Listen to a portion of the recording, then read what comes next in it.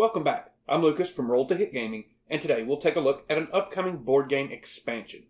As fans of our channel know, we here at Roll to Hit Gaming are huge fans of Brian Suri's Coldwater Crown, published by Bellwether Games.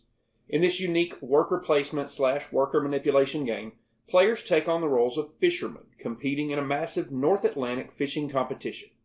The goal of the game is to gain more trophies than your opponents and claim victory. We've already published videos showing you not only how to set up and play Coldwater Crown, but of course we've published a review of this title and featured the solo variant in our Adventures in Solo Gaming line of videos. You can find those links by following the eye in the upper right corner of your screen or in the description below. Today I'm excited to feature the first expansion for this amazing game, Coldwater Crown: The Sea, which will launch on the Kickstarter crowdfunding platform on June 20th, 2018, and will run until July 18th, 2018. In this expansion, players may use a port action to go to sea in search of new, big, deep-water fish, which are especially lucrative to catch, but while at sea you won't be able to catch fish from the shore, the lake, or the river. How well you balance the allure of these big catches and rewards at sea against the time lost in the primary locations for the competition could well determine your final standings.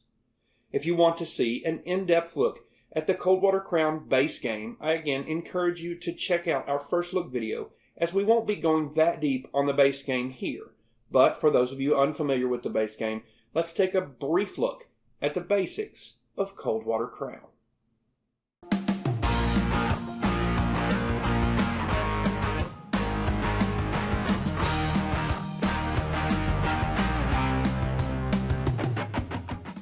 Here we have the base game of Coldwater Crown set up for 4 players.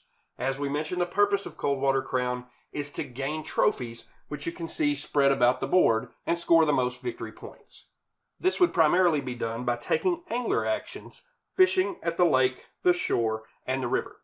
Let's take a look at how you'd take an angler action. Each player begins the game with Zone 3 and Zone 4 on their player boards filled with bait. During your turn, you're going to place your angler token, and then you'll remove another. For example, we would place our one-sided angler token here on the blue space, and that'll allow us to cast 1 blue bait from each zone on our player board. We would discard this, and if we had blue bait in other zones on our player board, 1 from each of those zones would be discarded as well. Had we placed the marker on its 2 side, all of that color from our player board would be discarded. Now let's say for a second that blue had been our final piece of bait in that zone.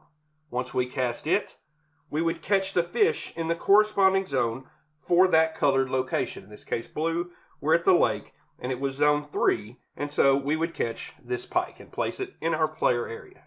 Then as our second action, we'd take another marker from the board, other than the one we placed, flip it to its 2 side, and place it in our play area, and also take that action. In this case, it was a red angler space, so we discard 1 red bait from each zone. There is one more type of space on the board, however, and that's the port space. Let's take a look at it. Placing your angler token on the port space allows you to take port actions. Placing it on its 1 side will allow you to take 1 port action, and placing it on its 2 side will allow you to take 2. As a port action, you could choose to fill a zone on your bait board, which you'll need in order to cast and catch more fish. When doing so, select the zone. Let's say, for example, we choose to fill Zone 4, pull from the bag, and place 1 at a time 4 bait cubes. Had we drawn the 1 bait cube, we would take the discard pile, put it back in the bag, shuffle it up, and kind of reset the bag. In this case, we didn't, so we'd move on. If we had another port action, we could fill another zone, or we could take a Master Angler card. Let's take a look at Master Angler cards. By taking a port action and choosing to take a Master Angler card, we could take any of the 4 face-up Master Angler cards, or we could take one off the top of the deck at random. These help us complete the Master Angler Challenge and earn victory points.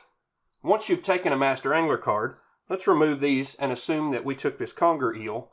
When you cast bait from your board, rather than discarding it, you can place it on the indicated spaces on the card.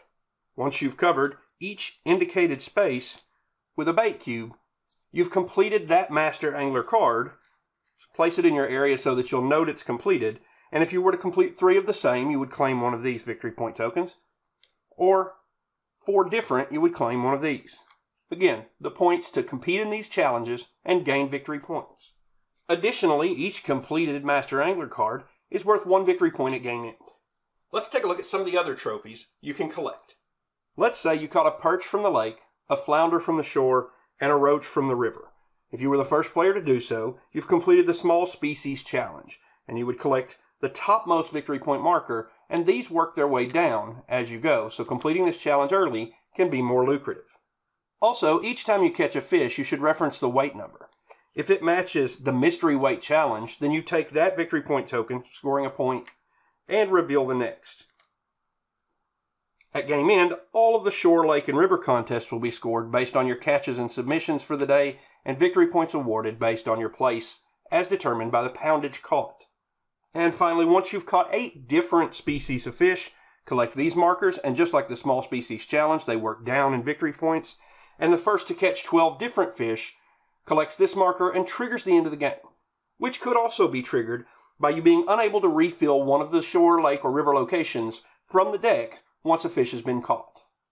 Then you'd simply total the values on your victory point markers, and the person with the highest total victory points is the winner. And that, in a nutshell, or I guess in a seashell, is Coldwater Crown.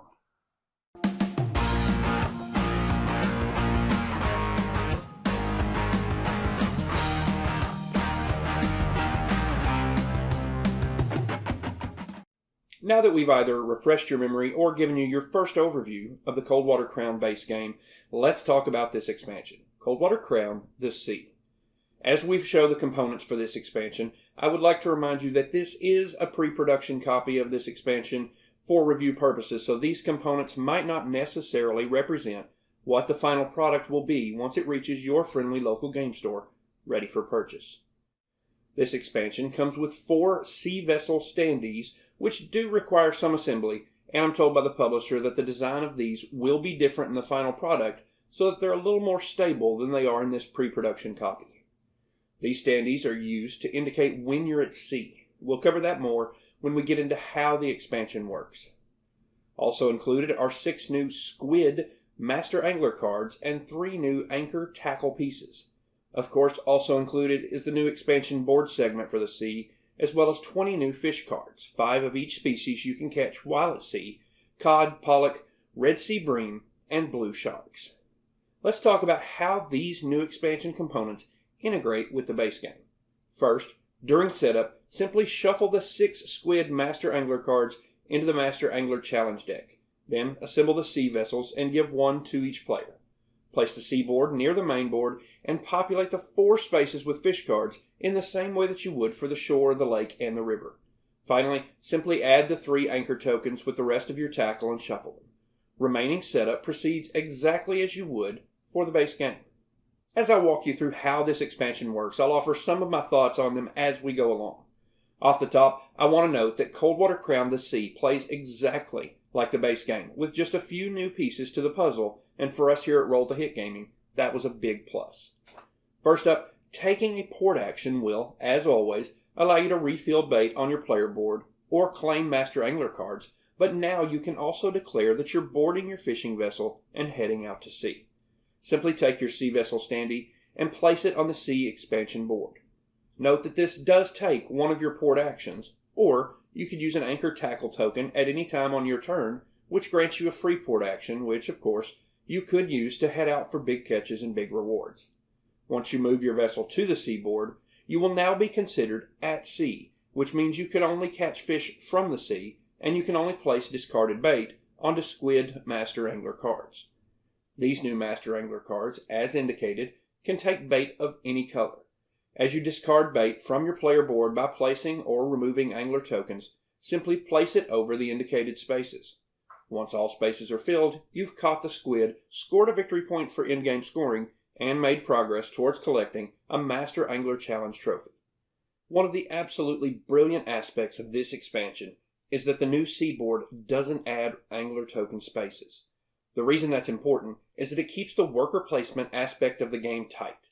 That's an essential element to any worker placement game, is that competition for the same space, which Coldwater Crown nails, and that continues with this expansion. In your turn, even while at sea, You will place and remove tokens from the main board as you always have, and if you empty a zone on your player board, you'll catch the sea fish from the corresponding zone rather than catching fish from the appropriately colored region. All bait colors can be used to catch sea fish. Now, of course, this means that while you're at sea, you cannot catch fish from the shore, lake, or river locations. You also can't use the rod tackle piece while at sea, which would normally allow you to catch a fish from a different location. While at sea, you can only catch fish from the seaboard. Also, while at sea, you can only place casted bait onto squid master angler cards as we previously discussed. Non-squid master angler cards can only have bait tokens placed on them while you're on the mainland. Note that you could still take a port action to collect either a squid card while on the mainland or a non-squid card while at sea. Sea fish you catch are eligible to assist in earning any of the trophies on the main board where they would qualify. For example, they would contribute to catching 8 different species or being the first to catch 12 total fish.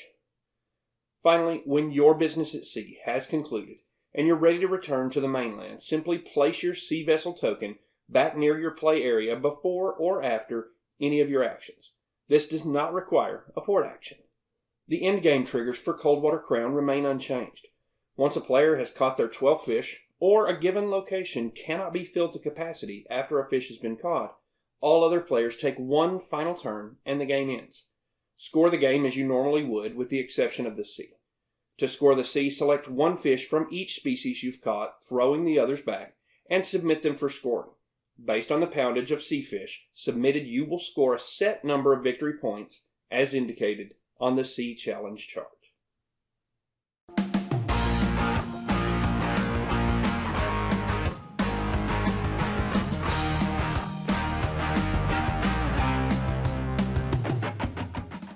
The rulebook for the sea is a 2-page folded rulebook. It's clear, concise, and gets you straight into the game. The first page sets the stage, the second explains the changes to setup and the new rules, the third gives you an example of play, and the fourth explains scoring, as well as the solo version, which I'll leave for you to find on your own, but hint, I like it. As I mentioned during the overview, this is a pre-production copy of this expansion, and the components will likely change, so I'll reserve comment on those. However, I will say that I would expect the final product to be in line with what we're used to from the base game, and those components are not only well made, but incredibly functional. I've made no secret of the fact that I'm a huge fan of Coldwater Crown, so I was very excited to hear that this would get an expansion, and then I was worried. We've all bought that expansion that muddied the water for one of our favorite games, but I'll state right now that the sea delivers.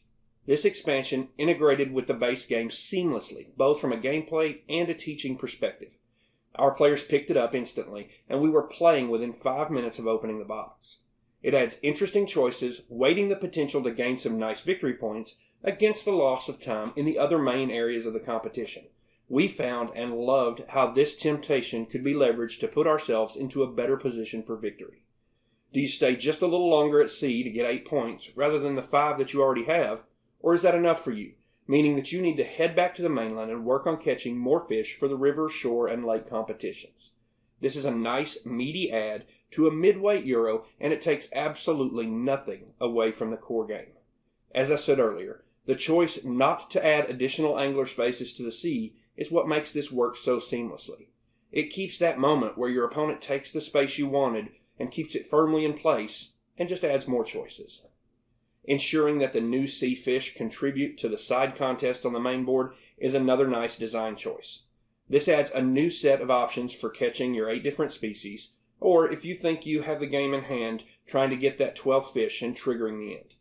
The Squid Master Angler card makes it feel like it's a little easier to complete that 4 different Master Angler challenge. Whether it is or not, I noticed more of our players trying to grab one of those trophies than I have in the past. Adding more ways to score points further enables multiple paths to victory.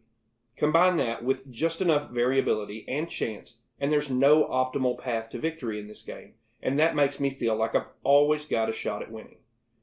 Based on the ease of integration with this expansion, while I could certainly see myself gladly playing Coldwater Crown without it, I'm not sure why I would. The additions it makes improved our experience to the point where it will always be included moving forward. I knew this when, after our first play, I asked the group in our little post-game discussion, Does this expansion add enough to the game? The resounding answer was a yes.